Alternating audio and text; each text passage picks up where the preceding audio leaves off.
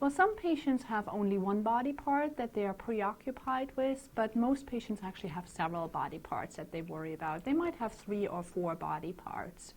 But skin concerns are the most common, followed by hair concerns and nose concerns, but it can really be any part of the body that might be the focus of concern.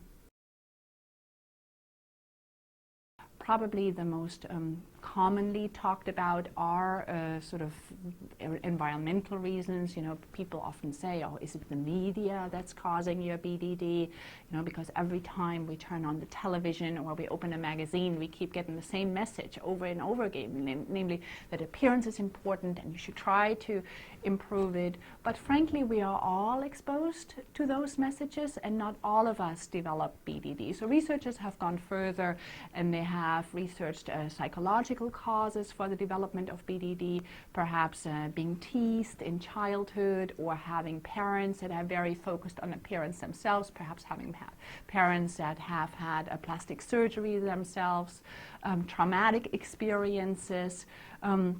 And of course, there's also research on families in BDD in order to find out whether there might be perhaps a genetic risk for the development of BDD. In reality, we don't know yet what's causing BDD, and it's quite likely that all of these factors might play a role to a certain degree. We're fortunate to have the medications that we do, and I mentioned the success rate is about 60%. Well, there are a number of different things. The first is that, you know, with any problem that people present to a psychologist or psychiatrist or any other mental health professional with, the person has to really experience significant distress and impairment in their life. So they have to really be worried about it. It has to have some impact on either social relationships or work relationships, or, you know, in some area of their life has to be pretty significantly impaired, and that they see that as being a problem. On the other hand, you know, it's a half empty, half full. That's the half full. The half empty is 60% response rate. Still leaves 40% of people who aren't responding. So clearly we need to develop new treatments, and that's both pharmacotherapy and behavioral therapy techniques. It's a treatable disorder, and it's an important disorder for people to understand that there is treatment. People with BDD are twice as likely to commit suicide as people with depression. So it's a very, you know, dangerous and significant condition that is very demoralizing to people that have it. And there are a number of different presentations that people can have that also, I think, can kind of mask whether or not they think they may have this problem at times. We're fairly certain that the disorder is associated with some neurotransmitter abnormalities.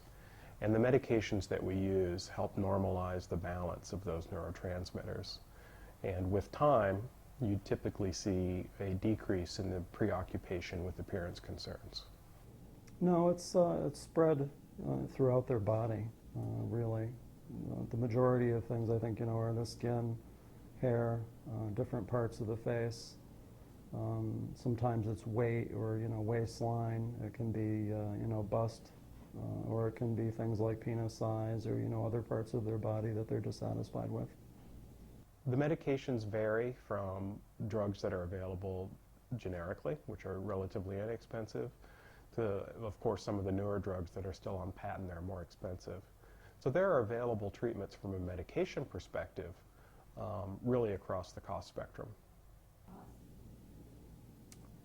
I think the worst case scenario that, you know, I've come across personally was someone who actually got surgery from obviously a plastic surgeon for a problem that really didn't exist, and that person, you know, became very distraught because they wanted to have surgery then to remediate what they felt like was you know, a problem that really wasn't there and that couldn't be done.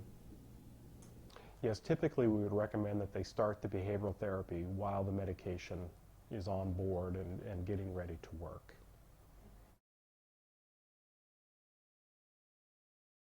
Well, we are currently in the process of seeking funding for a large study for body dysmorphic disorder that would compare our newly developed cognitive behavioral treatment against another psychotherapy, which would be very exciting if we were to be able to do this kind of project, and that would be the largest cognitive behavioral study or psychotherapy study in BDD to date. I think there have been major advances with respect to the research on BDD, I would say, just in the last 4 or 5 years. So I think the field is progressing rapidly, but we need to do more. BDD is a very severe disorder. It can be a very lethal disorder. The suicide rate is relatively high in body dysmorphic disorder. So while I'm encouraged by the progress that has been made, I'm also aware that there is a lot of work ahead and that there are a lot of challenges ahead.